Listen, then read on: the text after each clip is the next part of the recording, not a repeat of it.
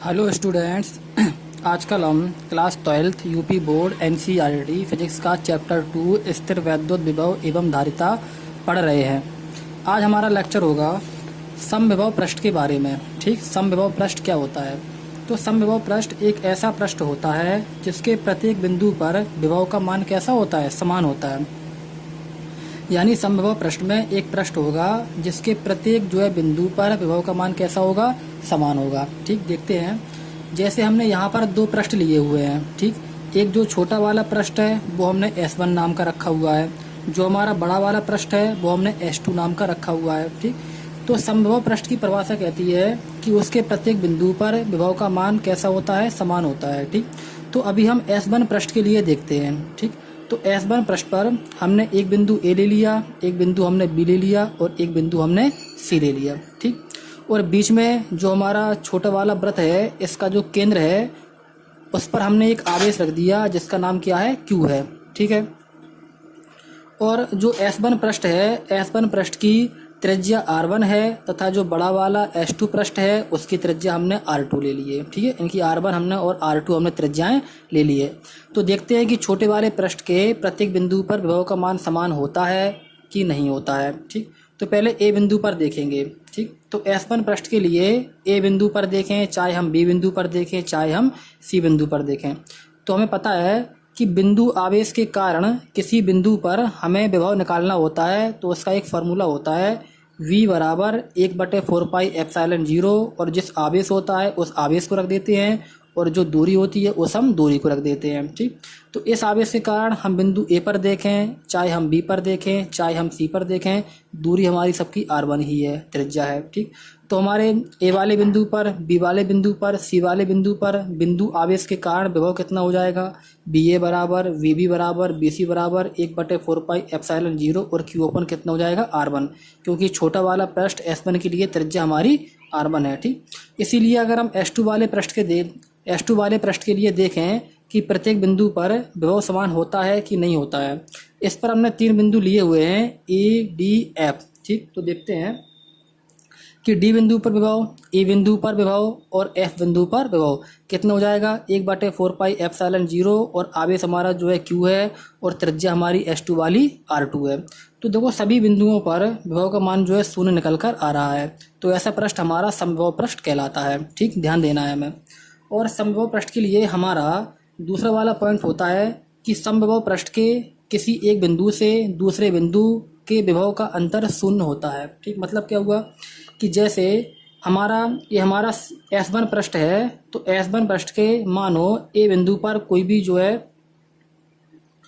हमें कोई भी आवेश A बिंदु से B बिंदु तक लाना है। ठीक, S1 पृष्ठ के हमें A बिंदु से B बिंदु पर किसी भी आवेश को लाना है, तो इनके बीच का जो विभवांतर होगा वो हमेशा शून्य होगा। क्यों होगा?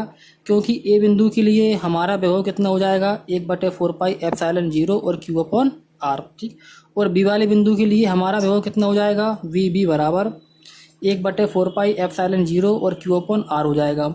अगर हम A और B बिंदुओं का विभवांतर निकालें तो कितना हो जाएगा? BA माइनस BB बराबर इन दोनों का अंतर। ठीक, यानी 1/4πε0 Q/R माइनस 1/4πε0 और Q/R, ये दोनों आपस में कट जाएंगे। आंसर हमारा कितना आएगा? 0। यानी कि दोनों बिंदुओं का अंतर निकल कर कितना आया है? 0 निकल कर आया है। तो हमें याद रखना है कि विभवांतर यानी कि विभव का अंतर कितना होता है? शून्य होता है। ठीक, तीसरा वाला पॉइंट आता है कि समविभव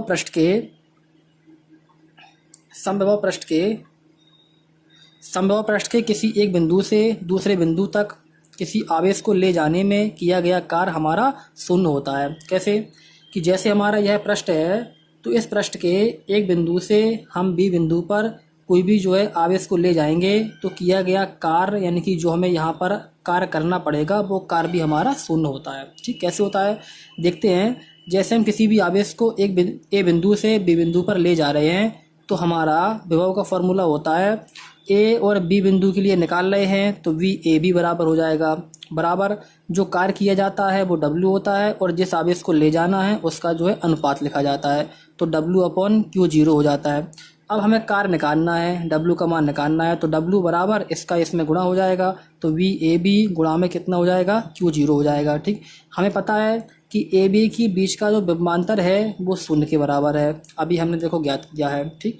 तो ए बी के बीच का विभवांतर शून्य है, शून्य का गुणा हम क्यू जीरो में करेंगे तो डब्लू यानी कि कार्य हमारा जीरो आ जाएगा। तो हमें याद रखना है कि जब एक बिंदु से दूसरे बिंदु तक किसी आवेश को ले जाया जाता है तो किया गया कार्य भी हमारा शून्य होता है। कैसी स्थिति में? जब एक ही पृष्ठ की बात चल रही हो, ठीक। लेकिन जब ऐसा हो कि हमें पहले वाले पृष्ठ से दूसरे वाले पृष्ठ पर किसी भी आवेश को ले जाना है तो हमारा कार्य शून्य होता है कि नहीं होता है। यानी S1 बिंदु से जब हम S2 बिंदु पर किसी भी जो है आवेश को ले जाएंगे तो हमारा कार्य शून्य होता है कि नहीं होता है, देखते हैं, ठीक। एक समविभव पृष्ठ से दूसरे समविभव पृष्ठ पर किसी आवेश को ले जाने में किया गया कार्य हमारा शून्य नहीं होता है। क्यों नहीं होता है? कि जैसे हम ए वाले बिंदु से डी वाले बिंदु पर हम अगर ले जाएंगे तो ए वाले बिंदु का विभव अलग होगा और डी वाले बिंदु का विभव अलग होगा, क्योंकि इसकी त्रिज्या R1 है, इसकी त्रिज्या R2 है। इसी प्रकार हम बी बिंदु से F बिंदु पर ले जाएंगे तो इसका विभव अलग होगा, इसका विभव अलग होगा। तो इन बिंदुओं का विभवांतर जो है वो शून्य निकल कर नहीं आ पाएगा, जैसा यहाँ पर जो है शून्य निकला है, क्योंकि यह एक दूसरे से नहीं कटेंगे। इसकी त्रिज्या R1 है, इस वाले की त्रिज्या R2 है, तो ये दोनों नहीं कटेंगे। इसी प्रकार बी और एफ भी जो है नहीं कटेंगे, तो इनका जो विभव का अंतर है वो शून्य नहीं आ पाएगा। जब विभव का अंतर शून्य नहीं आ पाएगा तो किया गया कार्य भी शून्य नहीं होगा, क्योंकि इसी का तो इसमें गुणा किया जाता है। तो हमें याद रखना है कि जब एक पृष्ठ से दूसरे पृष्ठ पर किसी भी आवेश को ले जाया जाता है तो किया गया कार्य हमारा शून्य नहीं होता है, ठीक। नेक्स्ट वाला हम पॉइंट देखते हैं कि वैद्युत बल रेखाएं समविभव पृष्ठ के सदैव लंबवत होती हैं, ठीक है। हमें एक पॉइंट याद करके रखना है कि वैद्युत बल रेखाएं जो होती हैं वो समविभव पृष्ठ के सदैव लंबवत होती हैं। कैसी होती हैं? जैसे हमने यह समविभव पृष्ठ बनाए हैं, एक हमारा समविभव पृष्ठ यह है और एक हमारा समविभव पृष्ठ यह है, तो जो भी यहाँ पर वैद्युत बल रेखाएं होती हैं वो हमेशा समविभव पृष्ठ के कैसे होती हैं? लंबवत होती हैं, यानी कि 90 अंश का कोण बनाती हैं। ये पॉइंट भी हमें याद रखना है, परीक्षा में पूछ लिया जाता है, ठीक। तो ये सारी चीज़ें हमें याद रखनी है। इस वाले जो है टॉपिक को 1 से 2 बार देखना है, इम्पोर्टेंट टॉपिक है, ठीक है। आज के लिए इतना ही, थैंक यू। हेलो स्टूडेंट्स, आजकल हम class 12 UP board NCERT physics का चैप्टर 2 स्थिर वैद्युत विभव एवं धारिता पढ़ रहे हैं, ठीक है। तो हमने विभव के लगभग सारे टॉपिक कंप्लीट कर लिए हैं। आज से हम धारिता के बारे में पढ़ेंगे कि किसी चालक की वैद्युत धारिता क्या होती है, ठीक। ध्यान से समझना है। धारिता का मतलब होता है, जैसे हम सिंपल शब्दों में समझें तो हमारे पास कोई बर्तन है। क्या है? बर्तन। जैसे हमारे पास बाल्टी होती है, तो बाल्टी में हम कितना जल भर सकते हैं, बाल्टी में हम कितना पानी भर सकते हैं, तो यह हमारी बर्तन की यानी बाल्टी की धारिता हो गई कि बर्तन में हम कितना जल भर सकते हैं या बाल्टी में हम कितना जल भर सकते हैं, तो ये हमारी बर्तन की धारिता होती है, ठीक है। इसी प्रकार जैसे किसी बर्तन में या बाल्टी में पानी भरा जाता है तो वह उसकी धारिता होती है कि कितना पानी उसमें बन सकता है। इसी तरह अगर हम चालक के बारे में देखें तो चालक में आवेश भरा जाता है। क्या भरा जाता है? आवेश। बर्तन में पानी भरा जाता है तो चालक में आवेश भरा जाता है। तो चालक में हम आवेश की कितनी मात्रा संचित करके रख सकते हैं। संचित का मतलब होता है कि कितनी मात्रा भर के रख सकते हैं, यह हमारी चालक की धारिता हो सकती है। हम क्या सीखे? हम सीखे कि किसी चालक में हम आवेश की जितनी मात्रा को संचित करके रख सकते हैं उसे हम चालक की वैद्युत धारिता कहते हैं। जिस प्रकार हमारे पास कोई बाल्टी बर्तन होता है, उसमें हम जितना पानी भर के रख सकते हैं वह बर्तन की धारिता होती है। उसी प्रकार हमारे पास चालक होता है, चालक में हम क्या होता है? आवेश को भरते हैं, तो जितना आवेश हम भर सकते हैं वह हमारे चालक की वैद्युत धारिता होती है, ठीक है।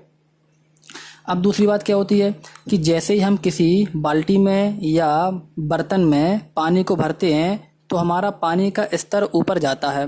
कहाँ जाता है? ऊपर, यानी पानी का स्तर ऊपर उठता है, ठीक। बर्तन में पानी भरने से जल का जो स्तर होता है, जल का जो लेवल होता है वो ऊपर उठता है।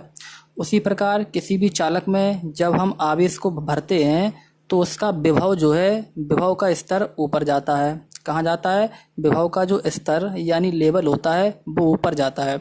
जिस प्रकार पानी में बर्तन भरने से जल का स्तर ऊपर जाता है, उसी प्रकार किसी चालक में आवेश भरने पर विभव का स्तर ऊपर जाता है। हमें दो बातें याद रखनी है। तो इस प्रकार हम कह सकते हैं कि हमारे चालक का जो आवेश होता है वो विभव के समानुपाती होता है।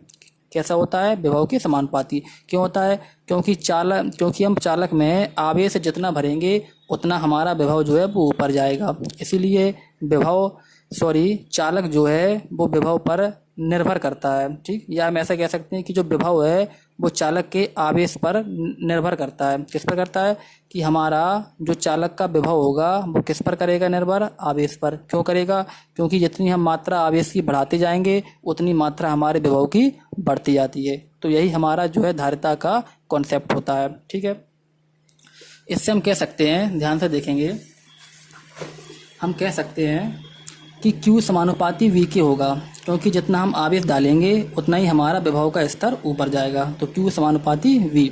अब यहाँ से क्या होता है, अगर हम समानुपाती का चिन्ह हटाएंगे तो हम बराबर का चिन्ह लगाएंगे। जब समानुपाती का चिन्ह हटा के बराबर का चिन्ह लगाया जाता है तो वहाँ पर एक नियतांक लेना पड़ता है। तो हमने यहाँ पर C नियतांक ले लिया। ठीक, अब C नियतांक क्यों लिया, क्योंकि C जो होती है वो चालक की वैद्युत धारिता कहलाती है। क्या कहलाती है, चालक की वैद्युत धारिता कहलाती है। C हो गई चालक की वैद्युत धारिता। यहाँ पर जो Q है वो हमारे चालक का आवेश हो गया और V जो है वो हमारे चालक का विभव हो गया। ठीक, यहाँ से अगर हम C का मान निकालें यानी कि धारिता का मान निकालें तो C बराबर हो जाएगा Q/V। कितना हो जाएगा, Q/V। तो हमारी धारिता का फॉर्मूला बना C बराबर Q/V। हमें याद रखना है। ठीक, अब सीखते हैं कि हमारी जो धारिता है, धारिता का मात्रक क्या होती है, विमा क्या होती है। ठीक है, तो मात्रक क्या होता है, देखो यहाँ पर लिखा हुआ है C बराबर Q/V। तो Q क्या होता है, Q हमारा आवेश होता है। आवेश का मात्रक क्या होता है, कूलाम होता है। अपॉन में V लिखा हुआ है। V हमारा क्या होता है, विभव होता है। विभव का मात्रक क्या होता है, वोल्ट होता है। ठीक, तो हमारा धारिता का मात्रक बना कूलाम प्रति वोल्ट, या धारिता का दूसरा मात्रक हमारा फैरड होता है। क्या होता है, फैरड। फैरड एक वैज्ञानिक थे जिन्होंने जो है धारिता के बारे में बताया हुआ था। तो उन्हीं के नाम पे हमारा एक मात्रक रख दिया गया जिसका नाम क्या है, फैरड। तो इतनी चीज़ें हमें याद रखनी है। ठीक, अब क्या है, अब हम विमा सीखते हैं कि विमा क्या होती है। ठीक है, तो हमारा सूत्र होता है C बराबर Q/V। ठीक, Q ऊपर क्या लिखा हुआ है, ऊपर लिखा हुआ है Q की विमा क्या होती है, आवेश की विमा AT होती है, हम पढ़कर आए हैं। और विभव की विमा क्या होती है, विभव की विमा होती है ML2T-3 और A-1। यह भी हम पिछली जो है टॉपिक में कवर करके आए हैं, पीछे हमने जो है पढ़ा है। अगर हम जो नीचे की चीज़ों को, सारी की सारी चीज़ों को अगर हम ऊपर ले जाएं तो कितना बनेगा, m जब ऊपर जाएगा तो m की घात -1 हो जाएगा, l की घात 2 ऊपर जाएगा तो l की घात -2 हो जाएगा, t की पावर जो है -3 है, यह ऊपर जाएगा तो यह -3 में है, ऊपर जाके +3 हो जाएगा। और t की घात 1 पहले से उपस्थित है तो 3 और 1 4 हो जाएगा, तो t की घात 4 हो जाएगा। और a-1 ऊपर जाएगा तो a+1 हो जाएगा, a+1 ये वाला मिल जाएगा। और एक जो है a की घात +1 हमारे पास पहले से उपस्थित है, दोनों जुड़ जाएंगे तो a की पावर 2 बन जाएगा। ठीक, तो हमारी धारिता की विमा आई m-1 l-2 a² और t की पावर 4। यह हमें याद रखनी है, पेपर में पूछी जाती है। ठीक है, अब सीखते हैं कि हमारा जो मात्रक होता है फैरड, धारिता का जो मात्रक फैरड होता है, इस फैरड की परिभाषा क्या होती है। ठीक, इस फैरड की परिभाषा क्या होती है। तो हम क्या करेंगे, हम मान लेते हैं कि यदि Q बराबर 1 कूलाम है, यानी कि जो हमने चालक को आवेश दिया है वो हमने 1 कूलाम दिया है। ठीक, और उसके विभव में वृद्धि कितनी हुई है, 1 वोल्ट की वृद्धि हुई है, क्योंकि हम जब चालक को आवेश देंगे तो उसके विभव में वृद्धि होगी। हमने 1 कूलाम का आवेश दिया तो उसमें हमने माना कि 1 वोल्ट की वृद्धि हो गई, तो वहाँ की जो धारिता होती है वो हमारी 1 फैरड हो जाती है। ठीक, परिभाषा क्या बनी कि यदि किसी चालक को जब 1 कूलाम का आवेश दिया जाता है तो उसके विभव में 1 वोल्ट की वृद्धि हो जाती है, और उस चालक की धारिता अगर हम देखें तो कितनी होगी, देखो 1 फैरड होती है। कितनी होती है, 1 फैरड। क्यों होती है, क्योंकि अगर हम Q की जगह पर 1 रख देंगे और C और V की जगह पर 1 रख देंगे तो हमारा C बराबर भी 1 आ जाएगा। कितना आएगा? C बराबर भी हमारा 1 आ जाएगा। Q हमने 1 लिया है, V हमने 1 लिया है। अगर इन दोनों को हम इस सूत्र में उठाकर रख देंगे तो हमें C बराबर 1 मिल जाएगा। तो हम क्या सीखे? हम सीखे कि यदि किसी चालक को 1 कूलम आवेश दिया जाता है तो उसके विभव में 1 वोल्ट की वृद्धि होती है, तो उस चालक की धारिता हमारी 1 फैरेड हो जाती है। ठीक है। अब क्या है कि फैरेड के कुछ मात्रक होते हैं, छोटे मात्रक भी होते हैं और बड़े मात्रक भी होते हैं, उन्हें हमें याद रखना है। फैरेड एक बड़ा मात्रक होता है। इसके छोटे मात्रक क्या होते हैं? देखो, फैरेड जो होता है वो धारिता का एक बड़ा मात्रक होता है, हमें याद रखना है। क्वेश्चन आएगा कि धारिता का बड़ा मात्रक क्या होता है, तो हमें बताना है कि फैरेड धारिता का बड़ा मात्रक होता है। छोटे मात्रक पूछे जाए तो छोटे मात्रक हमें कौन कौन से बताने हैं? छोटे मतलब यह होते हैं, जैसे माइक्रो फैरेड हो गया, पिको फैरेड हो गया, तो यह हमारे क्या होते हैं? फैरेड के छोटे मात्रक होते हैं। तो 1 माइक्रो फैरेड में कितने फैरेड होते हैं? 1 माइक्रो फैरेड में 10⁻⁻6 फैरेड होते हैं। जहाँ पर माइक्रो लग जाता है, ए वाला चिन्ह लग जाता है, उसका मतलब होता है कि किसी भी चीज़ में 10⁻6 से गुणा कर देना। ठीक, तो बनेंगे 10⁻6 फैरेड। इसी तरह 1 पिको फैरेड में कितने जो है फैरेड होते हैं? पिको का मतलब होता है कि 10⁻12 से गुणा कर देना। तो 1 पिको फैरेड में 10⁻12 फैरेड होते हैं। तो ये हमारे फैरेड के धारिता के छोटे मात्रक हुए, और फैरेड हमारा बड़ा मात्रक होता है। तो ये सारी चीज़ें हमें आज के लेक्चर में याद रखनी है और हमें अच्छी तरीके से सीखनी है, और घर पे हमें रिवीजन करना है। ठीक है, थैंक यू।